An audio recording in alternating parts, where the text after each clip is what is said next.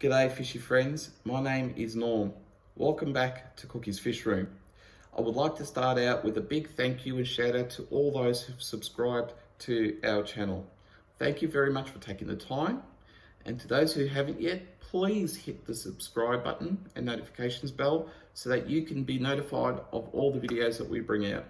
And I plan on bringing out a ton of them to help you out. So please hit that subscribe button. It will mean a lot to me and to the group. Secondly, thank you to all those who've joined us on Facebook and Instagram. It means a lot, and hopefully I can see a few more of you out there in the Facebook group real soon. Now, as promised last week, I will be chatting to you today about Dropsy. Dropsy is a tricky disease because sometimes we mistaken it for other things such as pregnancy or bloating. Now, the trick is to know how to tell the difference between the three issues we've got here. So, for starters, pregnancy and dropsy have two different shapes. So does bloating. So the trick is to look for where that bloating or largeness occurs. With dropsy, you will see that the chest has expanded and become large. With pregnancy, it is towards the back of the fish where you get the gravid spot. So, same thing with bloating. The stomach area, it gets large. So the trick is, with dropsy, you will get an unusual shape. Sometimes it's lumpy, sometimes it can be square, but it will always be in the chest area, or the whole of the fish will be big. When it's pregnancy, they will always just carry the back of the fish where the gravid spot. That will be the only enlarged part. A lot of people make the mistake of thinking, my fish is past its due date. It should have dropped fry 30 days ago. What is going on? Most likely it has dropsy. It may have started off as a pregnancy, but developed into dropsy. And that's not unusual to happen. So look for that sign. As I just touched on, pregnancy can be a cause of dropsy. Another cause of dropsy is a bacterial infection inside the fish, where we have a fluid buildup. That could be caused by any of the organs having issues, and that will also put pressure on the swim bladder when this fluid buildup gets big enough. Then people forget about treating the dropsy and focus on a swim bladder issue.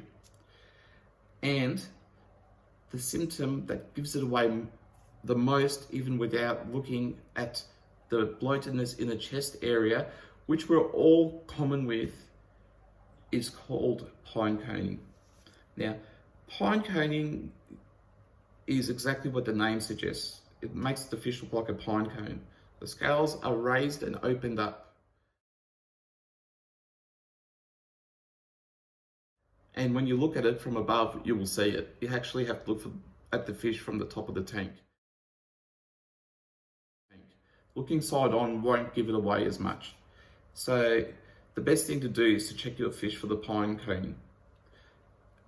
To have dropsy, you do not have to have all these symptoms. You may have just pine coning. You may have just bloatedness in the chest area.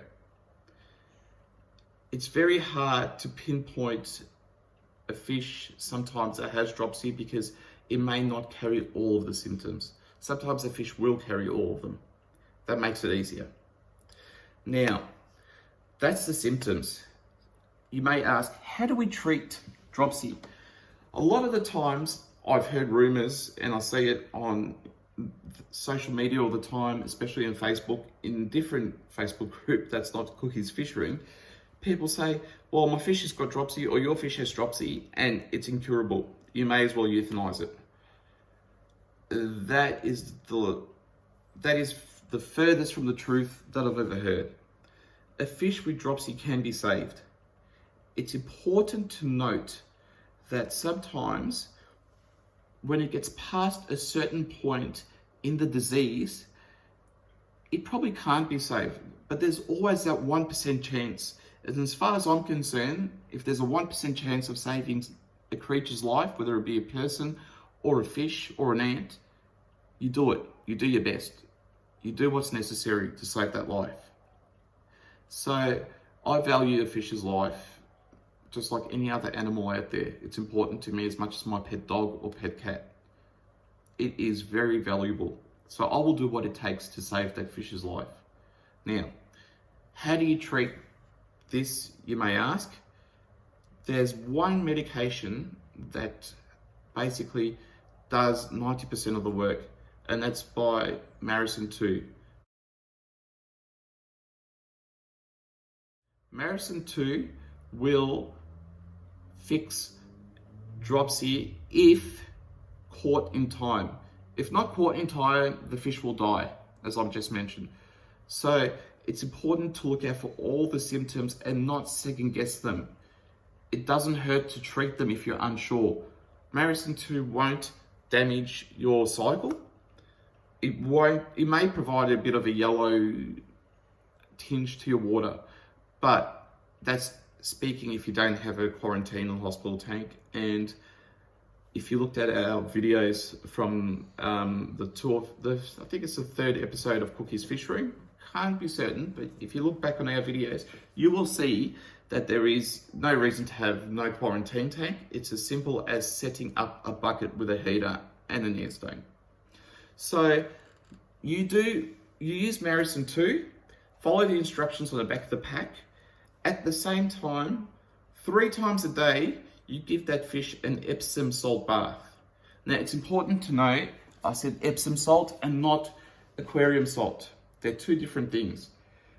With Epsom salt, the dosage that I find safe to use, and the amount that I use, is 2 heaped teaspoons in 4 litres of water. Now, you've got to make sure that those teaspoons of Epsom salt is dissolved before it goes into the water. Dissolve it first, and then you have to use water from the actual tank. So that way the fish is not going to shock with water parameters that are different or a temperature that's different. So that's very important to remember that. Make sure you use water from the fish tank. Now, you've got to do that bath 3 times a day for 5 minutes. You keep doing it and using Maricin 2 as per instructions until you see the symptoms subside. Once that bloatedness and pine coning does go away, there's a good indication that the fluid buildup inside of that fish is now gone. There is no need to euthanize a fish with dropsy. There is no need to also panic if you've got a pregnant fish that you suspect may have dropsy. It's as easy as that, folks. Nothing hard to it.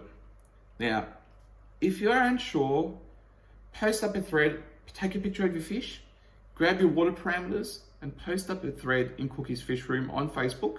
We're easy to find.